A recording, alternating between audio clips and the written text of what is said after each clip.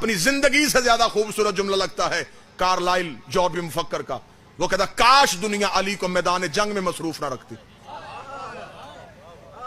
اس نے کہا مسلمانوں کتنے بدقسمت ہو، تمہارے پاس علی جیسی شخصیت تھی اور تم نے کبھی خیبر، کبھی خندق، کبھی صفین، کبھی نہروان میں تلواریں دے کے کھڑا کر دیا۔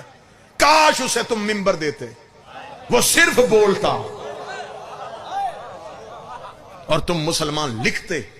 اگر تم اس علی کو بولنے دیتے وہ تمہاری علم کی اتنی دنیایں تخلیق کر دیتا، تمہیں قیامت تک ریسرچ کی ضرورت ہی نہ پڑتی۔ اس لیے کوفے میں میرے مولا علی نے 3 بار سینے پہ ہار مار کا ہائے حسرت، ہائے حسرت، ہائے حسرت۔ صحابی نے قدموں میں گر کے کہا یا علی کون سی حسرت؟ فرمایا جتنا بڑا عالم تھا اتنا کسی نے پوچھا نہیں، جتنا بڑا سخی تھا اتنا کسی نے مانگا۔ زمانہ مجھ سے پوچھتا، میں انہیں علم کی گرہیں کھول کھول کے بتاتا۔ ایک ریسرچ سکالر نے ایک کتاب لکھی تھی 20 سال ریسرچ کے بعد، خان صاحب جملہ سننے والا سر، اس نے 20 سال ریسرچ کی اور کتاب لکھی دی آنٹ، چیونٹی پہ۔ 20 سال اس کی ریسرچ جنگلوں میں، صحراؤں میں، میدانوں میں، برساتی علاقوں میں رہی۔ اس نے اپنی پوری کتاب میں صرف اتنا لکھا کہ ہر ایک جگہ کی چیونٹیوں کی کون کون سی نسلیں ہیں، ان کے قبیلے کتنے ہوتے ہیں، ان کی رنگتیں کیسی ہوتی ہیں۔ 20 سال ریسرچ کے بعد اس نے کتاب مارکیٹ میں پھینکی۔ لوگوں نے کتاب سر پہ اٹھا لی، یار اتنا بڑا ریسرچ سکالر 20 سال صرف چیونٹی پہ ریسرچ کرتا تھا۔ جب اس کی کتاب کی تقریب میں رونمائی تھی تو اس کے بعد نجف کے ایک طالب علم نے اسے مولا علی کا خطبہ بھیج دیا جو علی نے صدیوں پہلے چیونٹی پہ دیا تھا۔ جب اس نے وہ خطبہ پڑھا اس نے سر پکڑ کے کہا کاش میں یہ خطبہ پہلے پڑھ لیتا، میرے 20 سال ضائع نہ ہوتے۔ سطر سونے کے ساتھ لکھنے والی ہے۔ اس نے کہا میں نے 20 سال ریسرچ کر کے صرف اتنا پتا کیا کہ چیونٹی کی نسلیں کتنی ہیں، وہ صدیوں پہلے بتا گیا کہ چیونٹی کے بدن میں رگیں کتنی، اسے صدیوں پہلے بتا۔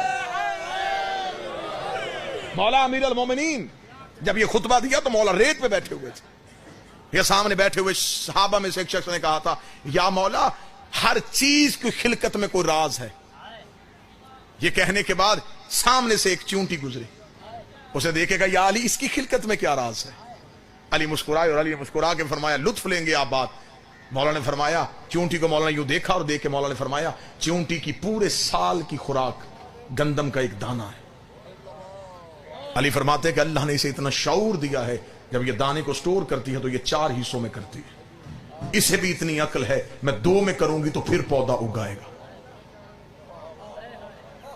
اگر یہ 2 حصوں میں تقسیم کرے تو پھر وہاں سے گندم کا پودا ہوگا، یہ اسے 4 حصوں میں تقسیم کرتی۔ مولا علی نے فرمایا کہ چیونٹیوں کی ہر ایک قبیلے میں ایک ایسی چیونٹی ہوتی ہے جسے اللہ اس قبیلے اس خاندان میں پیدا کرتا ہے اور وہ اس قبیلے کی امام ہوتی ہے۔ گفتگو ہے امام پہ تو آخری سطر سنیں۔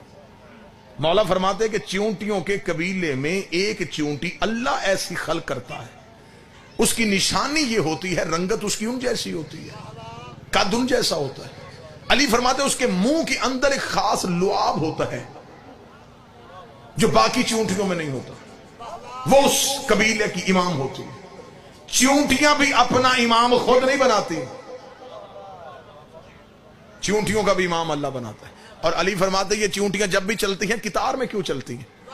مولا نے فرمایا اس لیے کہ جب کسی جگہ پہ رہنے کی حدت یا شدت اتنی ہو جاتی ہے کہ وہ جگہ ان کے رہنے کے قابل نہیں رہتی تو پورا سال جتنی دیر وہ رہتی ہے اتنی دیر وہ امام دانے کے لیے بھی باہر نہیں نکلتا، وہ امام گھر میں رہتا ہے، چیونٹیاں اس کے دانے کا بندوبست کرتی ہیں۔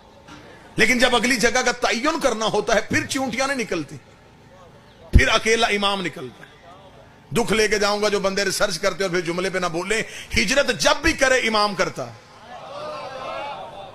اور وہ چیونٹیوں کا سردار اپنے گھر سے نکلتا ہے۔ علی فرماتے وہ جہاں سے گزرتا ہے وہ لعاب پھینکتا جاتا ہے، جہاں اگلی جگہ وہ رہنے کے قابل ہوتی وہ وہاں جا کے بیٹھ جاتا ہے۔ چیونٹیاں اس لعاب کو سونگتی ہوئی قطار میں چلتی۔ علی فرماتے اللہ نے چیونٹی کو بھی اتنی عقل دی ہے، اسے بھی خبر ہے میں امام کے دیے رستے سے ہٹی تو بھٹک جاؤں گی۔